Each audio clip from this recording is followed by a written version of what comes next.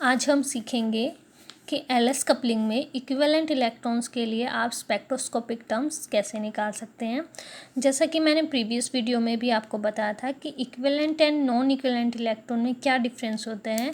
Equivalent electron में आपका principal quantum number और ऑर्बिटल क्वांटम नंबर दोनों सेम रहते हैं। जैसे कि मैंने यहाँ पे लिखा है कि n1 = n2, यानी पहले इलेक्ट्रॉन का जो आपका प्रिंसिपल क्वांटम नंबर है वो दूसरे इलेक्ट्रॉन के प्रिंसिपल क्वांटम नंबर के इक्वल होगा। पहले इलेक्ट्रॉन का ऑर्बिटल क्वांटम नंबर दूसरे इलेक्ट्रॉन के ऑर्बिटल क्वांटम नंबर के इक्वल होगा। नॉन इक्विवेलेंट इलेक्ट्रॉन क्या होते हैं? ऐसे इलेक्ट्रॉन जिनका या तो प्रिंसिपल क्वांटम नंबर इक्वल है अगर, तो ऑर्बिटल क्वांटम नंबर डिफरेंट है। अगर प्रिंसिपल क्वांटम नंबर डिफरेंट है, ऑर्बिटल क्वांटम नंबर उनका सेम है, या फिर दोनों ही डिफरेंट है। अगर ये तीन कॉम्बिनेशन बनते तो वो इलेक्ट्रॉन आपके क्या होंगे? नॉन इक्विवेलेंट इलेक्ट्रॉन होंगे।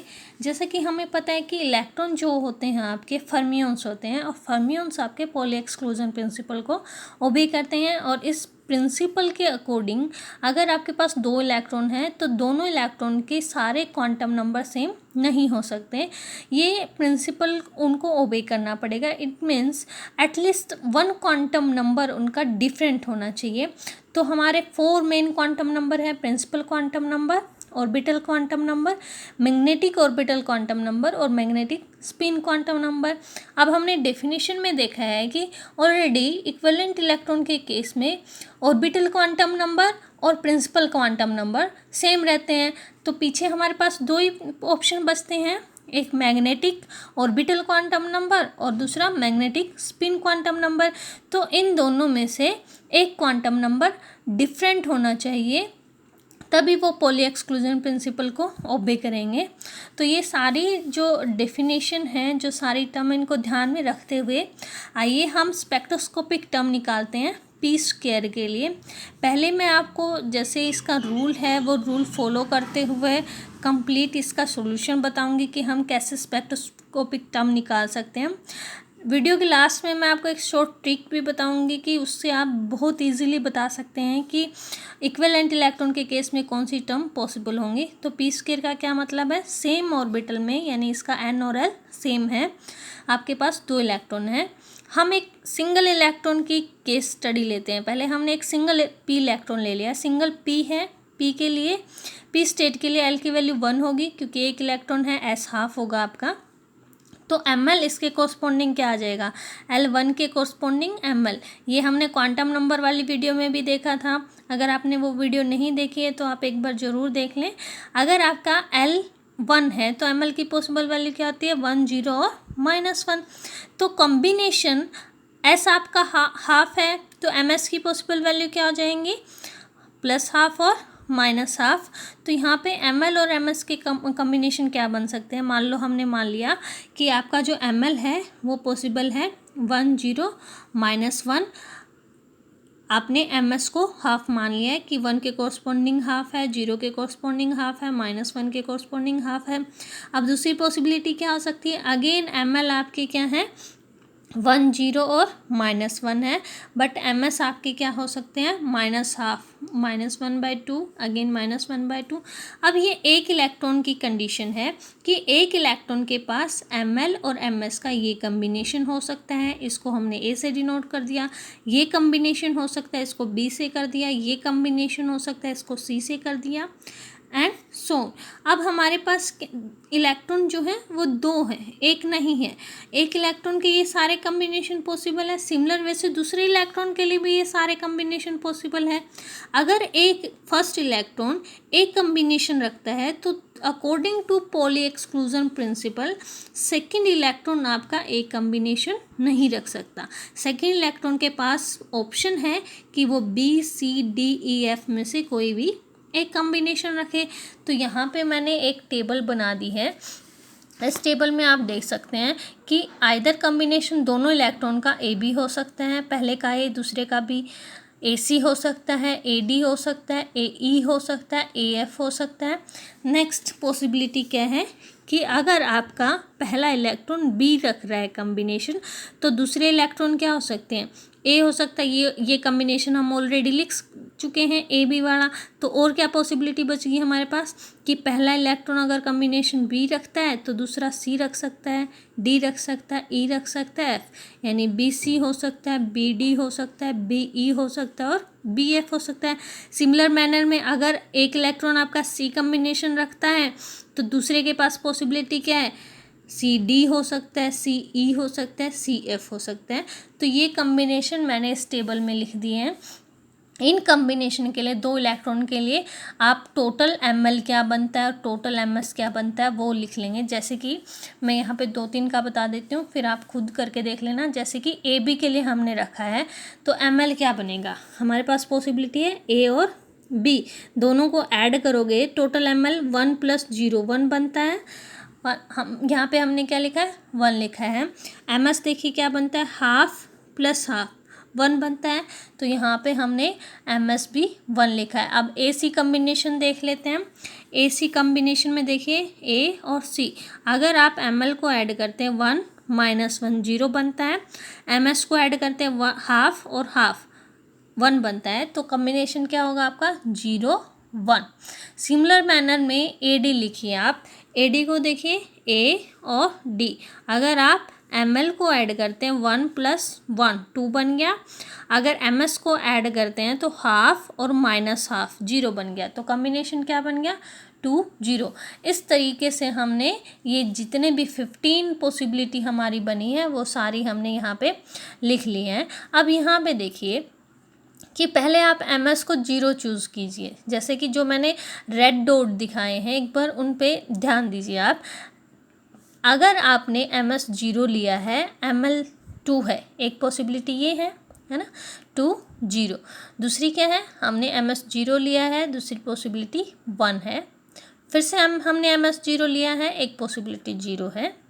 फिर से हमने एम एस 0 लिया है, एम एल -1 हो सकता है। फिर से हमने एम एस 0 लिया है और ये -2, यानी यहाँ से ये जो रेड डॉट जो लाइनें हैं अगर इन कॉलम को उठाएं हम तो हमारे पास आ गया एम एल 2 1 0 -1 -2 और सभी की कोरस्पॉन्डिंग एम एस क्या है 0 है। अब ये एम एल अगर ये टर्म है तो इसके कोरस्पॉन्डिंग एल क्या होगा 2 होगा, बिकॉज हमें पता है कि एल में अगर आपको एल गिवन है तो एम एल की value -L2 -L2 plus L very करती है एक एक के डिफरेंस के साथ, तो 2 1 0 -1 -2 इसके कोरस्पॉन्डिंग क्या आ जाएगा हमारा एल = 2 आ जाएगा। एम एस 0 है तो एस भी क्या है 0। ओके अब इन दोनों को जे कैसे निकालेंगे, एक बार दोनों को सब्ट्रैक्ट करेंगे, दोनों को सब्ट्रैक्ट करते मोड वैल्यू लेते तो 2 आता है, एक बार ऐड करेंगे, दोनों को ऐड करते मोड वैल्यू लेते तो अगेन 2 आता है। और हमें पता है जैसे कि मैंने आपको प्रीवियस वीडियो में बताया था जे कहाँ से कहाँ तक वेरी करेगा, L - S mod value 2 L + S with difference of 1। अब दोनों को ऐड या सब्ट्रैक्ट करो सेम ही आ रहा है तो जे हमारा 2 होगा। इसके कोरस्पॉन्डिंग टर्म क्या आ जाएगी, टर्म को हम कैसे नोटेशन देते हैं 2s + 1 L J, इस तरह से लिखते हैं स्पेक्ट्रोस्कोपिक टर्म को। S हमारा 0 है, यहाँ पुट करेंगे तो मल्टीप्लिसिटी कितनी बन गई 1 बन गई है।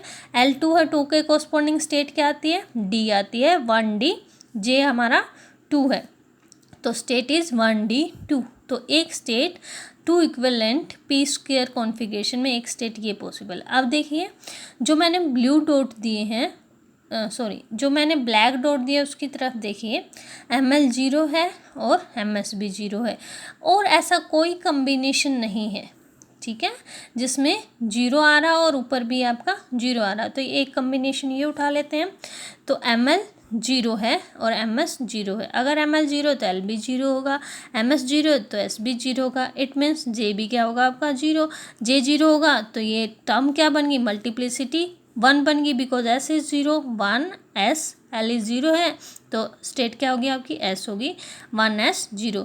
एक ये टर्म पॉसिबल है। अब पीछे बची हमारे पास ब्लू डॉट। ब्लू डॉट को देखिए सभी में एम एस 1 है, ओके सभी में एम एस 1 नहीं है। यहाँ पे देखिए 1 1 देन 0 1, एक है -1 1, पहले 3 में एम एस 1 है, फिर 3 में एक ये पॉसिबिलिटी है 1 0 0 आ गया, फिर अगेन 0 आ गया, फिर -1 0, फिर 3 में 0 है, फिर 3 में -1 है। और अगर इनको कंबाइन करके लिखें तो ये जो ml है ये क्या आ जाएंगे 1 0 -1, इसके कोरस्पॉन्डिंग 1, 1 0 -1 इसके कोरस्पॉन्डिंग ms 0, 1 0 -1 इसके कोरस्पॉन्डिंग ms -1। तो यहाँ से क्या पता चल रहा है हमें, l की पॉसिबल वैल्यू क्या है 1 है और s की पॉसिबल वैल्यू अगेन क्या है 1 है। दोनों को ऐड करोगे 2 बनता है, सब्ट्रैक्ट करेंगे 0 बनता है। और जैसे कि हमें पता है j की वैल्यू कहाँ से कहाँ तक वेरी करती है, l - s to l + s mod value, तो कहाँ से कहाँ तक रन करेगी 0 1 2। अब क्योंकि l 1 है तो स्टेट p होगी, क्योंकि s 2 है तो जो मल्टीप्लिसिटी है 2s + 1 वो 3 होगी। तो हमारे पास टर्म आ गई 3p 0 1 2। आइए अब ये जो टर्म है, ये हमारे पास जो टर्म्स आई हैं 1d2 1s0 3p0 1 2, सिर्फ यही terms in case of equivalent electron possible है। अब हम इसको नॉन इक्विवेलेंट इलेक्ट्रॉन के साथ कंपेयर करते हैं। Comparison with PP configuration, PP लिखा है, इट मीन्स ये नॉन इक्विवेलेंट की बात कर रहा है, दोनों में एन वैल्यू डिफरेंट है, L is same but N is different. तो यहाँ पे फर्स्ट के लिए L1 1 है, S1 हाफ है, सेकंड के लिए L2 1 है, S2 हाफ है। अगर आप L को ऐड करें 2 बनता है, सब्ट्रैक्ट करें दोनों को 0 बनता है। तो L की पॉसिबल वैल्यू क्या होगी, कैपिटल L इज 0 1 2।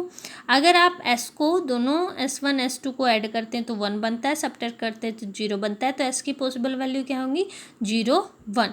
अब कॉम्बिनेशन देख लेते हैं, एक बार सिंगलेट स्टेट यानी व्हेन s इज 0, एक बार ट्रिपलेट का देख लेते हैं। अगर s 0 है तो l 0 भी हो सकता है, 1 भी हो सकता है, 2 भी हो सकता है। लेट कंसिडर कि L आपका 0 है और S भी 0 है तो J 0 आएगा, टर्म क्या बन गई 1s 0, बिकॉज L 0 है तो स्टेट S आएगी, S 0 है तो मल्टीप्लिसिटी 1 होगी और J आपका 0। तो पहली जो टर्म आई है स्पेक्ट्रोस्कोपिक टर्म वो क्या है हमारी 1s 0। नेक्स्ट देख लेते हैं, नेक्स्ट क्या आ गई हमारी, again next possibilities L is 1, S is 0 and J is 1। तो L 1 है, इसके कोरस्पॉन्डिंग स्टेट क्या आ गई हमारी P आ गई। S 0 अगेन मल्टीप्लिसिटी जो रहेगी वो हमारी 1 ही रहेगी, J 1 है तो 1P 1 स्टेट बन गई। अब देख लेते हैं नेक्स्ट पॉसिबिलिटी L2 S 0 और J 2। तो टर्म क्या आ गई, because L is 2 state is D, S is 0 multiplicity is 1 और J 2 है तो 1D 2। अब ट्रिपलेट की तीनों पॉसिबिलिटी देख लेते हैं। For triplet S is 1, S 1 है और इसके कोरस्पॉन्डिंग L 0 हो सकता है, 1 हो सकता है, 2 हो सकता है। तीनों के लिए व्हेन L 0 S 1 J 1 आएगा, आपका टर्म क्या आ जाएगी 3s 1। L 1 S 1 J can be add करोगे 2 बनता है, सब्ट्रैक्ट करें 0 बनता है। J की पॉसिबल वैल्यू 0 1 2, तो टर्म हमारी क्या आ जाएगी 3p। 3 क्यों लिखा है, बिकॉज S इज़ 1 तो मल्टीप्लिसिटी इसके कोरस्पॉन्डिंग 2s + 1 अगर आप निकालें तो ये फैक्टर अगर आप s को 1 पुट करें तो 3 आता है, तो मल्टीप्लिसिटी 3 होगी इन तीनों के केस में। तो टर्म क्या आ गई आपकी 3p 0 1 2। अगर आपका L2 है S 1 है तो J क्या पॉसिबल ऐड करो 3 बनता है, सब्ट्रैक्ट करो 1 बनता है, तो J is 1 2 3 multiplicity again 3 because S is 1 और L2 है, इसके कोरस्पॉन्डिंग टर्म D आ गई आपकी 3D 1 2 3। अब देखिए यहाँ पे मैंने यहाँ पे लिखी हैं टर्म्स फॉर इक्विवेलेंट इलेक्ट्रॉन और ये लिखी हैं terms for non equivalent in P square configuration PP configuration. तो यहाँ पे आप देख सकते हैं कि जितनी टर्म्स नॉन इक्विवेलेंट में पॉसिबल है उसकी जस्ट हाफ टर्म्स इक्विवेलेंट के केस में पॉसिबल हैं। ये आपको आई थिंक अच्छे से समझ आ गया होगा। अब देखिए मैंने यहाँ पे लिखा है इक्विवेलेंट इलेक्ट्रॉन के केस में S स्क्वायर में कितनी टर्म्स बनती हैं और SS कॉन्फ़िगरेशन में कितनी टर्म्स बनती हैं, D स्क्वायर में कितनी टर्म्स बनती हैं और DD कॉन्फ़िगरेशन में कितनी टर्म्स बनती हैं, ये आप निकाल के देख सकते हैं। अब इसकी एक शॉर्ट ट्रिक देख लेते हैं। ये हमने पूरा जो हमारा पॉली एक्सक्लूजन प्रिंसिपल है वो लगा के पूरा निकाला है। अब यही in case of equivalent terms बिल्कुल शॉर्ट ट्रिक है जिससे आप इजीली निकाल सकते हैं कि आपकी जो स्पेक्ट्रोस्कोपिक टर्म है इक्विवेलेंट में कौन कौन सी अलाउड रहेंगी, कौन कौन सी फॉरबिडन होंगी। जैसे यहाँ पे एक रूल आपको बस लर्न करना है, only those terms are possible for which value of sum of L plus S is either 0 और either even। ठीक है, अगर ये 0 आ रहा है या even आ रहा है तो वही टर्म्स पॉसिबल होगी जिसमें ये कंडीशन सेटिस्फाई कर रही है। जैसे कि L1 1 है, S1 हाफ है, L2 1 है, S2 हाफ है in case of P square.